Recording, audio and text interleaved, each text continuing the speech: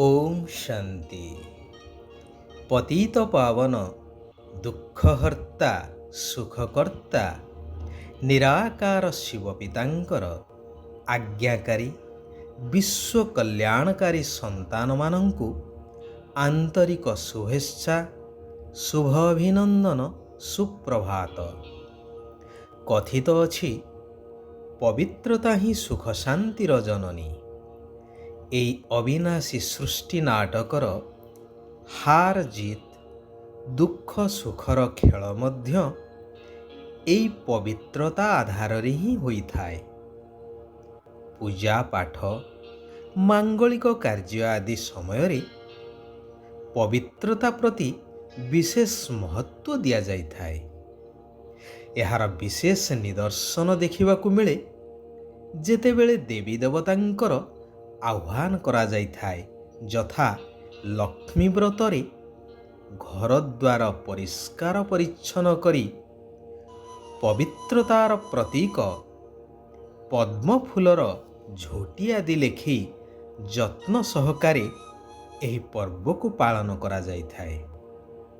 କାରଣ ଦେବୀଙ୍କର ପାଦ ଯେପରି ଅପବିତ୍ର ସ୍ଥାନରେ ନ ପଡ଼ୁ ସେଥିପାଇଁ ପଦ୍ମ ଉପରେ ପାଦର ଚିହ୍ନ କରାଯାଇଥାଏ। ଦେବୀ ଦେବତାଙ୍କର ଦର୍ଶନ ପାଇଁ ଗଲାବେଳେ ସମ୍ପୂର୍ଣ୍ଣ ପବିତ୍ରତାକୁ ଗୁରୁତ୍ୱ ଦିଆଯାଇଥାଏ।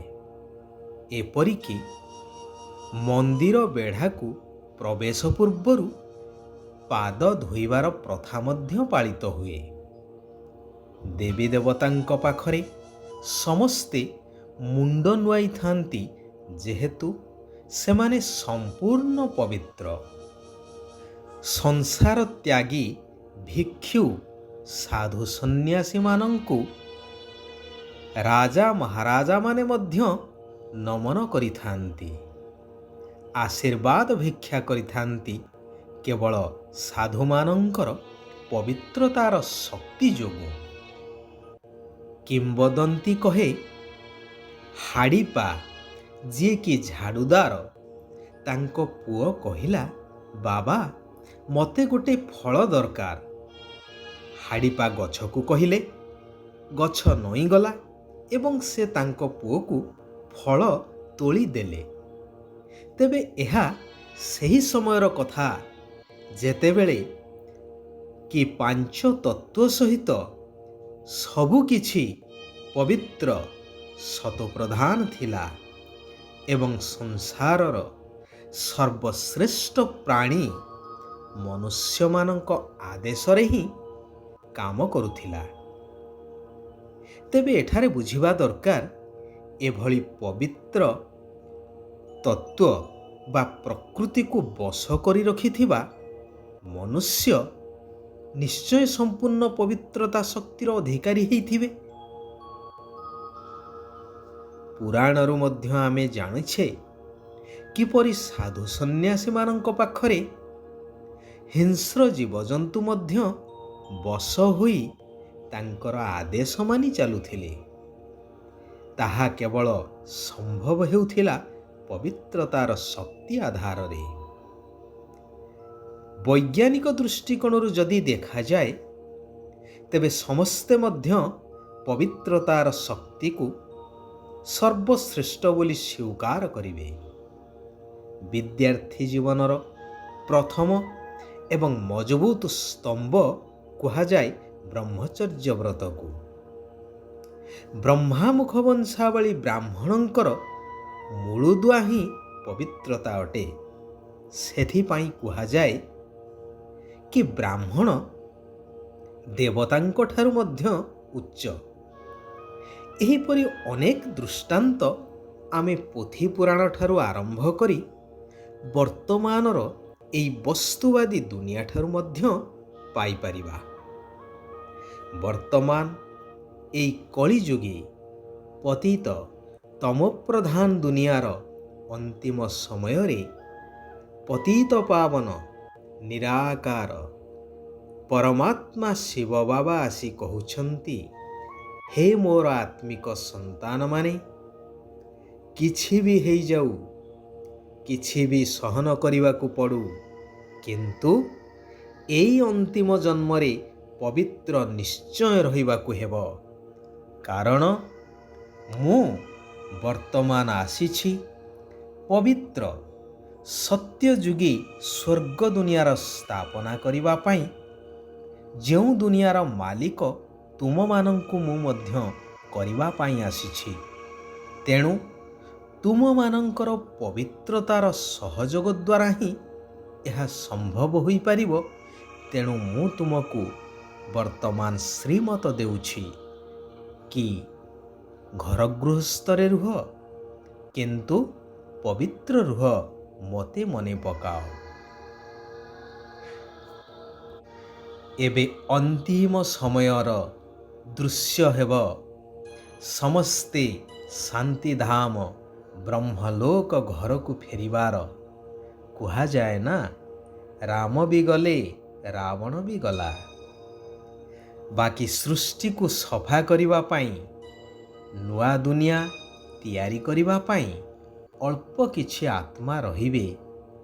ଯେଉଁ ଆତ୍ମାମାନେ କି ଏହି ଶ୍ରେଷ୍ଠ ଶିକ୍ଷାକୁ ଗ୍ରହଣ କରି ଚାଲିବେ, ସେହିମାନେ ହିଁ ସେଠାରେ ଯାଇ ଜନ୍ମ ନେବେ। ଭାରତର ହିଁ ବିଜୟ ହେବ, ବାକି ସମସ୍ତେ ବିନାଶ ହୋଇଯିବେ। ଗାୟନ ଅଛି ନା, ଯୁଗେ ଯୁଗେ ଭାରତ, ଯାହା ନାହିଁ ଭାରତେ ତାହା ନାହିଁ ମରତେ, ଆଦି ଆଦି। ତେବେ ଯେଉଁମାନେ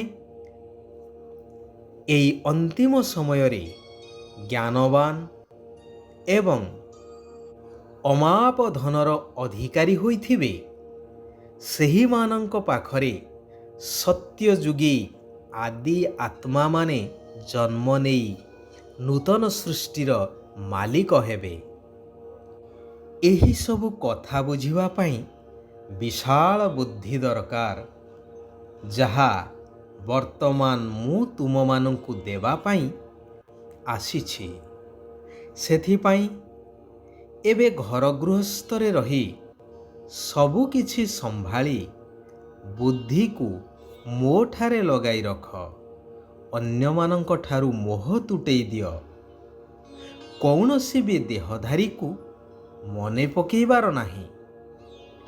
ଯୋଗ ଦ୍ୱାରା ବାବାଙ୍କ ଠାରୁ ଶକ୍ତି ଗ୍ରହଣ କରି ଏହି ଅନ୍ତିମ ଜନ୍ମରେ ସ୍ତ୍ରୀ ପୁରୁଷ ଉଭୟ ପବିତ୍ର ରହି ଦେଖାଇବାକୁ ହେବ। ଯେହେତୁ ତୁମମାନଙ୍କୁ ଏବେ ପବିତ୍ର ଦୁନିଆକୁ ଯିବାର ଅଛି ଏବଂ ପବିତ୍ର ଦୁନିଆର ମାଲିକ ହେବାର ଅଛି। ଯେଉଁ ଈଶ୍ୱର ପିତାଙ୍କୁ ଅନେକ ଜନ୍ମରୁ ଡାକି ଆସିଛ, ବର୍ତ୍ତମାନ ସେ ମିଳିଯାଇଛନ୍ତି। ତେଣୁ ନିଶ୍ଚୟତାର ସହିତ ଏକ ସତ୍ୟ ପିତାଙ୍କର ଶ୍ରୀମତରେ ନିଶ୍ଚୟ ଚାଲିବା ଦରକାର। ଶିବ ବାବା କହୁଛନ୍ତି, ନିଜର ଦୈବୀ ସଂସ୍କାରକୁ ଜାଗ୍ରତ କରି ଦିବ୍ୟତାର ଅନୁଭବ ହେଉଥିବା ବା କରଉଥିବା ବ୍ୟର୍ଥର ଅବିଦ୍ୟା ସ୍ୱରୂପ ହୁଅ। ଯେତେବେଳେ ତୁମେ ପିଲାମାନେ ନିଜର ସତ୍ୟଯୁଗୀ ରାଜ୍ୟରେ ଥିଲ, ସେତେବେଳେ ବ୍ୟର୍ଥ ବା ମାୟାର ପ୍ରଭାବରୁ ସମ୍ପୂର୍ଣ୍ଣ ମୁକ୍ତ, ପବିତ୍ର, ସରଳ, ନିଷ୍କପଟ ଥିଲ। ସେଥିପାଇଁ ତ ଦେବତାମାନଙ୍କୁ ମହାନ ଆତ୍ମା କୁହାଯାଏ। ତେଣୁ ବର୍ତ୍ତମାନ ତୁମର ସେହି ମହାନ ସଂସ୍କାରକୁ ଜାଗ୍ରତ କରି ବ୍ୟର୍ଥ ଉପରେ ବିଜୟୀ ହୁଅ। ଯେପରି ମହାବୀର ହନୁମାନଙ୍କୁ ତାଙ୍କର ଶକ୍ତିର ସ୍ମୃତି ଫେରି ଆସିବା ପରେ ସେ ଅପରାଜୟ ହୋଇଗଲେ। ସେଥିପାଇଁ ପୁରୁଷାର୍ଥ କରିବା ଦରକାର। ପୁରୁଷ ଅର୍ଥାତ୍ ଆତ୍ମା ଅର୍ଥେ ଶରୀର ଦ୍ୱାରା ଶ୍ରୀମତ ପ୍ରମାଣ କାର୍ଯ୍ୟ କରିବା ହିଁ ପୁରୁଷାର୍ଥ।